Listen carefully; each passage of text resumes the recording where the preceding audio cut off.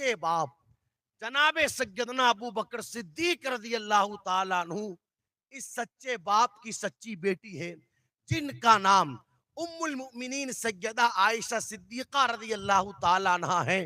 ان سے ایک حدیث مبارکہ مروی ہے، میرے آقا صلی اللہ تعالیٰ علیہ وسلم نے ارشاد فرمایا، ان اعظم النکاح برکتن ایسرہ مؤونتن، لوگوں نکاحوں میں برکت والا نکاح وہ ہے کہ جس نکاح کے اندر خرچہ کم سے کم کیا جائے۔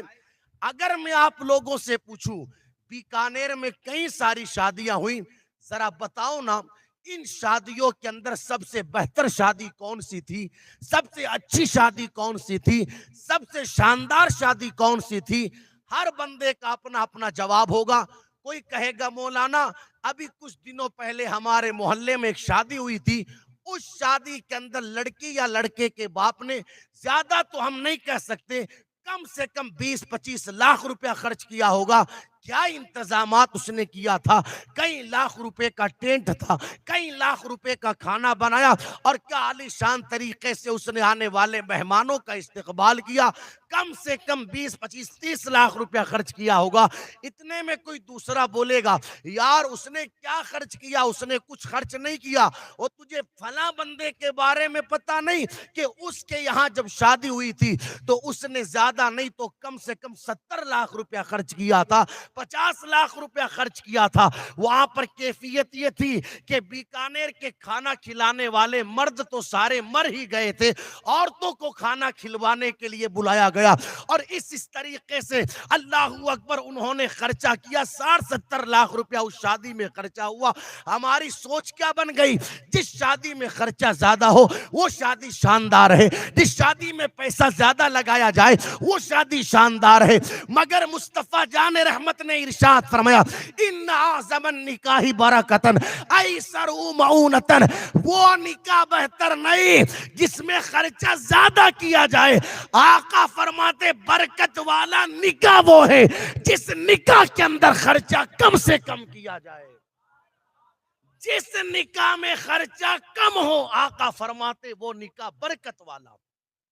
اور دوسرا فرمان سنے میرے آقا علیہ السلام کا، ارشاد فرمایا، لوگوں نکاح کو اتنا آسان کرو کہ بدکاری مشکل ہو جائے، بدفعلی مشکل ہو جائے، زنا مشکل ہو جائے۔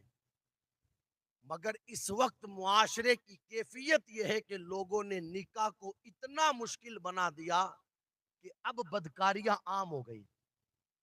اگر نارمل سے نارمل بندہ بھی اپنے بچے یا بچی کی شادی کرنا چاہتا ہے تو زیادہ نہیں تو کم سے کم اس کے پاس 5 لاکھ روپیہ ہونا چاہیے۔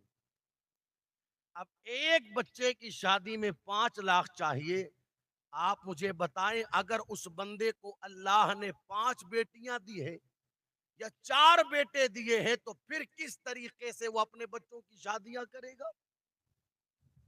جبکہ میرے آقا علیہ السلام نے ارشاد فرمایا، لوگوں برکت والا نکاح وہ ہے کہ جس کے اندر خرچہ کم کیا جائے۔ اتنا مشکل بنا دیا لوگوں نے نکاح کو، اتنا مشکل۔ ادھر بیٹی پیدا ہوئی یا بیٹا پیدا ہوا، ابھی ہاسپٹل سے بچے کو چھٹی نہیں ملی اور باپ بیٹی کے نام کی ایف ڈی پہلے کروا رہا ہے۔ ہم نے کہا یار ابھی بچی کو ہاسپٹل سے چھٹی نہیں ملی اور آپ ایف ڈی کروا رہے ہو، کیوں؟ مولانا اس لیے تاکہ جب بچی 16 یا 17 سال کی ہو جائے تو ہمیں اتنا پیسہ مل جائے کہ جس پیسے کے اندر ہم اپنی اس بچی کی شادی کر سکے۔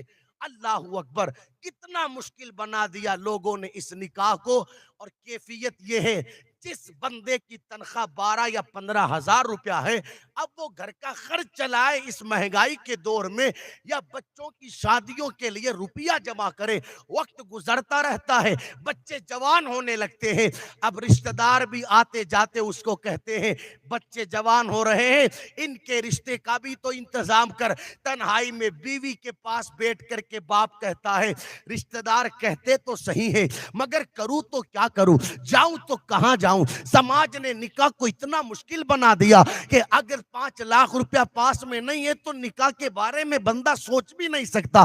میری تو تنخواہ 14,000 روپیہ ہے, میری تو تنخواہ 15,000 روپیہ ہے, کیسے میں شادی کا انتظام کروں بچوں کے لیے.